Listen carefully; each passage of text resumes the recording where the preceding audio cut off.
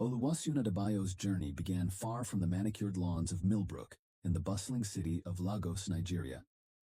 Born in 1990 to a family struggling to make ends meet, Oluwaseun, or Sean, as he would later be known, learned early that survival often meant bending the rules. His father, a street vendor, and his mother, a seamstress, instilled in him a hunger for a better life, one that seemed perpetually out of reach in the crowded streets of Lagos. By his early 20s, Sean had exhausted every legal avenue to leave Nigeria. His applications for student visas were repeatedly denied, and work permits seemed an impossible dream. It was during this time of frustration that Sean fell in with a group of young men who specialized in what they euphemistically called alternative immigration strategies. Sean's first attempt in 2018 ended in failure when his tourist visa application was denied. Undeterred, he spent the next 2 years building a more convincing cover story. He created a fake business, fabricated bank statements, and even paid for a sham sponsor in the U.S. In 2020, his persistence paid off. He was granted a 6-month tourist visa. Arriving in New York with nothing but a small suitcase and big dreams, Sean quickly realized that his fantasy of America clashed harshly with reality. The city was unforgiving, the people cold, and opportunities for an illegal immigrant were scarce. He bounced from one menial job to another, always looking over his shoulder, fearful of deportation. It was during this time that Sean refined his strategy. He observed that older, lonely women were often more susceptible to his charms, and less likely to scrutinize his background too closely. He practiced his seduction techniques in bars and community centers, each encounter a rehearsal for the performance of a lifetime. With a mixture of desperation and determination, Sean boarded a bus to California in the summer of 2022. He arrived in Millbrook with a singular goal: to find a woman he could marry quickly, secure his green card, and then discard. Little did he know that in pursuing this cold-hearted plan, he would set in motion a chain of events that would lead to tragedy. Gertrude Whitaker was born Gertrude Ellington in 1962, in the very town of Millbrook, where she would spend most of her life. The only child of a high school teacher and a nurse, Gertrude grew up surrounded by books and a love for learning. Her childhood was marked by quiet afternoons in the town library, where she would lose herself in worlds far beyond the boundaries of her small town. In 2020, Gertrude retired from her position as head librarian. While she looked forward to having more time for her hobbies, gardening, birdwatching, and of course reading, she soon found retirement to be lonelier than she had anticipated. Her days, once filled with the bustle of the library and the company of co-workers and patrons, now stretched before her in quiet solitude. Gertrude's friends and family encouraged her to travel, to take classes, to embrace this new chapter of her life. But for Gertrude, the thought of venturing out alone into the world was daunting. She had spent her life in the company of books and the safety of routine. Now, at 60, she yearned for companionship, but feared she had missed her chance at finding love again. Little did Gertrude know that fate, or perhaps misfortune, was about to introduce her to a man who would change the course of her life. As the autumn of 2022 approached, Gertrude Whitaker was a woman poised between contentment and longing, unaware that she was about to become entangled in a web of deceit that would ultimately lead to her demise. The crisp air of early September 2022 brought with it a sense of anticipation in Millbrook. The annual Harvest Festival was in full swing, transforming the town square into a bustling marketplace of local produce, crafts, and community spirit. It was here, amidst the cheerful chaos of the festival, that Gertrude Whitaker and Sean Adebayo's paths would fatefully cross. Gertrude, volunteering at the Friends of the Library booth, was in her element. Surrounded by donated books and chatting with old acquaintances, she felt a sense of purpose that had been missing since her retirement. Her hair caught the afternoon sun as she leaned over to arrange a display of mystery novels. Sean, having arrived in Millbrook just days earlier, was strategically positioning himself to meet potential targets. He wandered through the festival, his eyes scanning the crowd, looking for women who fit his criteria: older, seemingly well off, and most importantly, alone. As Sean approached the book booth, his gaze fell upon Gertrude. He noted her tasteful jewelry and well-kept appearance, indicators of financial stability. More importantly, he saw the flash of loneliness in her eyes as she watched couples and families enjoying the festival together. Seizing the moment, Sean struck up a conversation, feigning interest in American literature. Gertrude, delighted to share her knowledge, was immediately drawn to the young man's apparent enthusiasm and charming accent. She found herself explaining the nuances of Hemingway and Fitzgerald to an attentive listener, something she hadn't done since her library days. Their conversation flowed easily, touching on books, travel, and life in Millbrook. Sean carefully wove in details of his fabricated background, a successful businessman exploring small-town America, while showing genuine interest in Gertrude's life and experiences. As the afternoon wore on, Gertrude felt a spark of excitement she hadn't experienced in years. Sean's attention made her feel seen, appreciated in a way she had almost forgotten was possible. When he asked if she might show him around town sometime, Gertrude surprised herself by eagerly agreeing. Little did Gertrude know that this chance encounter, which felt like the beginning of a sweet autumn romance, was in fact the first move in Sean's calculated game of deception. As they parted ways, promising to meet again soon, the wheels of tragedy were already in motion. In the weeks following their meeting at the Harvest Festival, Sean orchestrated a whirlwind romance that left Gertrude breathless and the town of Millbrook buzzing with gossip. He approached the courtship with the precision of a master strategist, each move carefully planned to win Gertrude's heart and the community's approval. Their first date was a picnic in Millbrook Park, where Sean arrived with a basket filled with Gertrude's favorite foods, information he had gleaned from their initial conversation. He listened intently as Gertrude shared stories of her life, mentally noting details he could use to deepen their connection. When he spoke of his own life, he painted a picture of a successful, cultured man who had everything but love.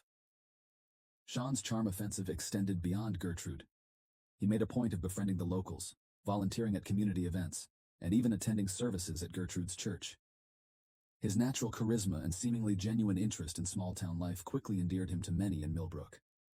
For Gertrude, each day brought a new surprise. Sean would leave flowers on her doorstep, send handwritten notes quoting her favorite poets, and planned thoughtful outings that catered to her interests. He took her to a nearby vineyard for wine tasting, knowing her fondness for a good Merlot. He arranged a private tour of a historical library in the next town, combining their shared love of books with a romantic day trip. As autumn progressed, so did their relationship. Gertrude found herself opening up, sharing hopes and dreams she had long since buried. Sean played the part of the attentive listener, the supportive partner who encouraged her to embrace life fully. He spoke of a future together, of adventures they could share, reigniting a sense of possibility in Gertrude's heart. However, not everyone in Millbrook was swept up in the romance. Gertrude's closest friend, Beatrice Holloway, watched the relationship unfold with growing concern. She couldn't shake the feeling that something was off about Sean, that his devotion to Gertrude seemed too perfect, too calculated. Gertrude's nephew, Daniel, who lived in San Francisco, also expressed reservations when he heard about the relationship during their weekly phone calls. The age difference and the speed at which the relationship was progressing raised red flags for him. But Gertrude, caught up in the intoxicating rush of new love, brushed off their concerns. She felt rejuvenated, desirable, and more alive than she had in years. When Sean proposed after just 2 months of dating, presenting her with a stunning diamond ring, Gertrude said yes without hesitation. As news of their engagement spread through Millbrook, opinions were divided. Some celebrated the autumn-spring romance, while others whispered their doubts. Unbeknownst to all, the stage was being set for a confrontation that would shatter the idyllic facade of their whirlwind courtship. While Sean Adebayo played the role of devoted fiancé to perfection in public, behind closed doors, he led a double life fraught with deception and calculated moves. His small rented room on the outskirts of Millbrook became the command center for his elaborate scheme. Late at night, after charming dinners with Gertrude or community events, Sean would return to his room and connect with his co-conspirators back in Nigeria. Using encrypted messaging apps and voice-altered video calls, he would report on his progress and seek advice on navigating the complexities of U.S. immigration law. His main contact was Adebayo Okonkwo, the mastermind behind the operation, who had helped Sean and others like him orchestrate similar schemes across America. Okonkwo, a former lawyer with a sharp mind for exploiting legal loopholes, provided Sean with forged documents, coached him on answering potential questions from immigration officials, and constantly reminded him of the stakes involved. Sean's room was a testament to his duplicity. One drawer contained love letters and mementos from his time with Gertrude, while another held fake passports, falsified bank statements, and a burner phone used solely for communicating with his Nigerian contacts. He meticulously documented every interaction with Gertrude and influential people in Millbrook, creating a paper trail to support his fabricated identity. The pressure of maintaining his facade occasionally showed cracks in Sean's carefully constructed persona. There were moments when Gertrude's genuine affection caused pangs of guilt, quickly suppressed by reminders of his ultimate goal. He had come too far, risked too much, to let emotions derail his plans now. Sean's double life led to several close calls that threatened to unravel everything. Once, while on a date with Gertrude at a local restaurant, he spotted a man he recognized from his time in New York, another Nigerian involved in similar schemes. Sean quickly steered Gertrude to another section of the restaurant, making up an excuse about a draft, his heart pounding as he prayed the man hadn't noticed him. Another time, Gertrude dropped by his room unannounced, bearing homemade cookies. Sean had barely managed to hide his incriminating documents before letting her in, forcing a smile as cold sweat beaded on his forehead. Perhaps the closest call came during a dinner with Gertrude's nephew Daniel, who had come to visit from San Francisco. Daniel, works in tech and analytics, asked pointed questions about Sean's background and business dealings. Sean deflected with practiced ease, but the encounter left him shaken. He spent that night on a lengthy call with Okonkwo, strategizing how to handle similar situations in the future. As the wedding date approached, Sean's communications with his Nigerian contacts intensified. They discussed the next steps: how to secure the green card, the optimal time to initiate divorce proceedings, and strategies for moving on to the next target. Sean assured them that everything was proceeding according to plan, that Gertrude suspected nothing. But even as he confidently laid out his strategy to Okonkwo and the others, a small voice in the back of Sean's mind whispered doubts. He had underestimated the complexity of human emotions, both Gertrude's and, unexpectedly, his own. As he ended the call and stared at his reflection in the darkened window, Sean wondered if he was truly prepared for the final act of his deception. As October gave way to November, the town of Millbrook buzzed with excitement over the upcoming nuptials of Gertrude Whitaker and Sean Adebayo. The couple had decided on a quick wedding, citing their desire to start their new life together as soon as possible. This haste, while raising eyebrows among some, was attributed to the passion of their whirlwind romance. Gertrude threw herself into the wedding preparations with an enthusiasm that surprised even her closest friends. She seemed to have a new lease on life, her eyes sparkling with joy as she pored over bridal magazines and flitted from one appointment to another. She chose an elegant, age-appropriate gown in soft ivory and spent hours at the local florist selecting the perfect autumn-themed bouquet. Sean, for his part, played the role of the eager groom-to-be with Oscar-worthy precision. He accompanied Gertrude to cake tastings, offered opinions on color schemes, and charmed the various vendors with his wit and seeming devotion to his bride. Privately, however, each decision was calculated to speed up the process and minimize scrutiny. The couple decided to hold the ceremony at Millbrook's historic Elm Street Chapel, with a reception to follow at the town's quaint Rosewood Inn. Gertrude was touched when Sean suggested they make a donation to the local library in lieu of a gift registry, not realizing this was Sean's way of further ingratiating himself with the community. As the wedding day drew nearer, Gertrude's excitement was tinged with moments of anxiety. She confided in her friend Beatrice about fleeting doubts. Was she being foolish to marry so quickly? Was the age difference too great? But each time she would shake off these concerns, choosing to focus on the happiness Sean had brought into her life. Sean, meanwhile, felt the pressure mounting. He made secret phone calls to Okonkwo, finalizing details of what would happen after the wedding. He began to prepare for the next phase, presenting himself as the devoted husband to immigration authorities. Every night, he rehearsed his answers to potential questions, determined not to let anything slip. Just days before the wedding, Gertrude's nephew Daniel arrived in town. His presence made Sean noticeably tense, though he hid it well beneath his usual charm. Daniel's probing questions and skeptical glances were a constant reminder of the precariousness of Sean's position. As the final arrangements fell into place, a sense of inevitability settled over Millbrook. The stage was set for a joyous union, but fate, and Sean's web of lies, had other plans. The countdown to the wedding became a ticking time bomb, its detonation set to shatter the autumn calm of this unsuspecting town. The day before the wedding dawned crisp and clear, the kind of perfect autumn morning that seemed to promise new beginnings. Gertrude woke early, her mind already racing with last-minute details and excited anticipation. As she went about her morning routine, she hummed softly to herself, pausing occasionally to admire her engagement ring in the soft morning light. It was during one of these moments, as she was straightening up her bedroom, that fate intervened.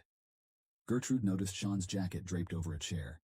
He had left it behind the previous evening after a final meeting with the wedding planner.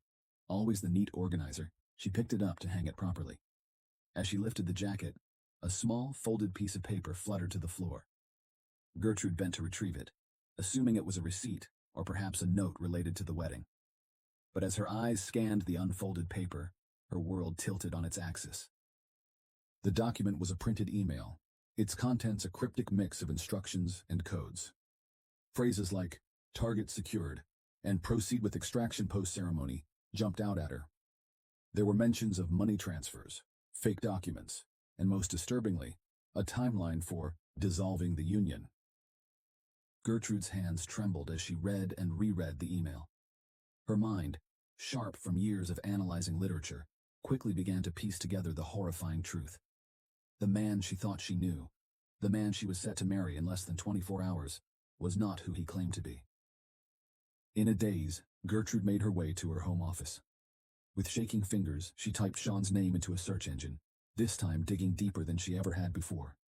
She found nothing about his supposed business successes, no trace of the life he had described to her. Instead, she uncovered warnings about marriage fraud schemes targeting older women in small towns. As the morning wore on, Gertrude's shock gave way to a myriad of emotions: betrayal, anger, humiliation, and a deep, aching sadness. She thought of all the moments they had shared, the dreams they had discussed, now tainted by the poison of deception. She considered calling Beatrice or her nephew Daniel, but pride held her back. How could she admit that they had been right to be suspicious? How could she face the pity and the "I told you so" comments that would surely follow?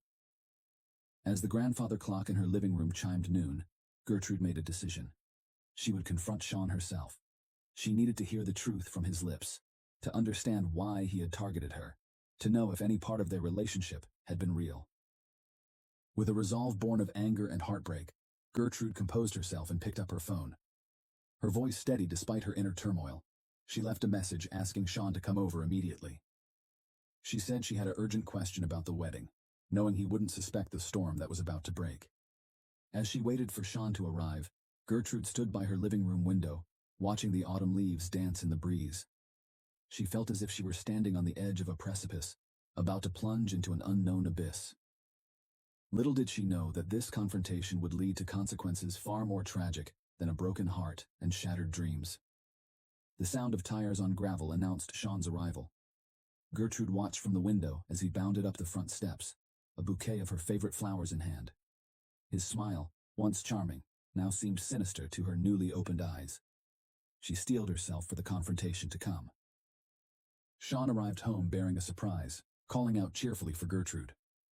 When she emerged from the living room, her carefully controlled expression made his smile fade. He asked about her urgent phone call, but instead of answering, she questioned his true identity. Confused, Sean tried to reassure her, but Gertrude confronted him with a damning email she'd discovered. The color drained from his face as she exposed his deception. He had targeted her for a green card marriage, reporting his progress to accomplices. Sean's charm gave way to desperate pleading.